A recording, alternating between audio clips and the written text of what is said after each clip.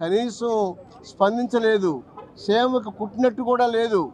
ఈరోజు జరిగినటువంటి ఘటన, దీని పరిసరం, దీని బ్యాక్గ్రౌండ్ చూసుకుంటే విశాఖపట్నంలో మన స్టీల్ ప్లాంట్కి జరుగుతున్నటువంటి అన్యాయాలు నిజంగా ఎంత దారుణం అంటే, విశాఖపట్నం అనేది ఆ స్టీల్ ప్లాంట్ అనేది ప్రజలకి, ఉద్యోగస్తులకి అందరికీ కూడా ఒక జీవనాడి. వేల మంది పేద వర్గాలకు చెందినటువంటి అందరూ కూడా ఉద్యోగాలు చేస్తూ బతుకుతున్నారు. అలాంటి వాళ్ళకి పొట్టను కొట్టడానికి మోడీ ప్రభుత్వం కానీ, యువతల చంద్రబాబు అండ్ మన పవన్ కళ్యాణ్ గారి యొక్క వారు కానీ దీనికి బాధ్యులు.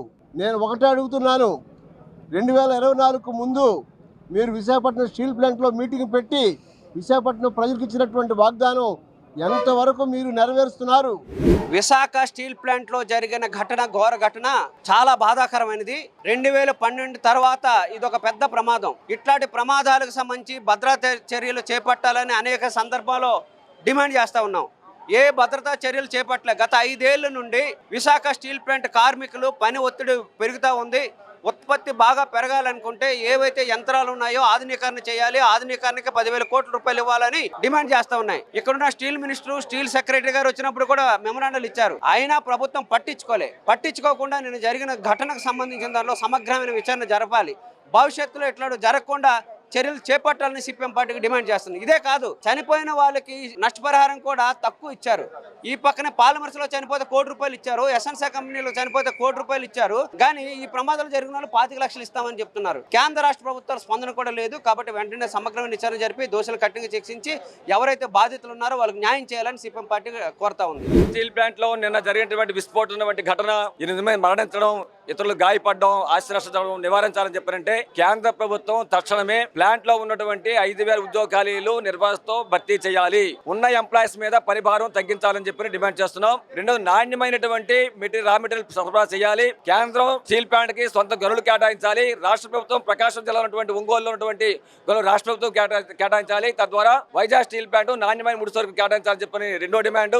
మూడోది, వైజాగ్ స్టీల్ ప్లాంట్ పాతకాలం యంత్రాలతో ఉత్పత్తి చేస్తా ఉంది. దీనివల్ల ప్రమాదాలు జరుగుతూ ఉన్నాయి. కాబట్టి కేంద్ర ప్రభుత్వం 10,000 కోట్ల రూపాయల ప్యాకేజీ ప్రకటించి మొత్తం యంత్రాలు మార్చి ఆ విధంగా ప్రమాదాలు నివారించాలని చెప్పని డిమాండ్ చేస్తా ఉన్నాం. ఆ విధంగా చేయడం ద్వారా వైజాగ్ స్టీల్ ప్లాంట్ లో ప్రమాదాలు నివారించడం, ప్రాణాలు కాపాడడం చెప్పనేది ప్రధాన బాధ్యతగా తీసుకోవాలి. దానికి కూడా ప్రభుత్వం కూడా బాధ్యత వహించి కేంద్రం ఉత్తర్వులు తీసుకురావాలని చెప్పని మీ ద్వారా డిమాండ్ చేస్తున్నాం. మృతి చెందినటువంటి కాంట్రాక్ట్ కార్మికుల కుటుంబాలకి కష్టం 1 కోటి రూపాయలు పరిహారం ఇవ్వాలి. తీవ్రంగా గాయపడిన వాళ్ళు కూడా పరిహారం ఇవ్వాలి. చనిపోయిన వారి కుటుంబాలు, తీవ్ర గాయపడిన కుటుంబాలు కూడా పర్మనెంట్ ఎంప్లాయ్మెంట్ అమలు చేయాలని చెప్పి డిమాండ్ చేస్తూ ఉన్నాం. స్టీల్ ప్లాంట్ లో జరిగిన ప్రమాదం, 8 మంది చనిపోవడం, ఇంకా చాలా మంది తీవ్ర గాయాలు అవ్వడం చాలా బాధాకరం. దీనికి ప్రధానమైన కారణం స్టీల్ ప్లాంట్ ఎండీని తక్షణం అరెస్ట్ చేయాలి. అలాగే దీనికి ప్రధానమైన కారణం మోడీ, దీనికి ప్రధానమైన కారణం చంద్రబాబు నాయుడు. మా ఇంటర్నల్ మీటింగ్స్లో చాలాసార్లు మా స్టీల్ నాయకులు మాట్లాడుతూ చెప్పింది ఏంటంటే, మేము చావుకి ఎదురెళ్తున్నాం, మేము ప్రతిరోజు స్టీల్ ప్లాంట్కి వెళ్తున్నాము అంటే చావుని ఆహ్వానిస్తున్నాం.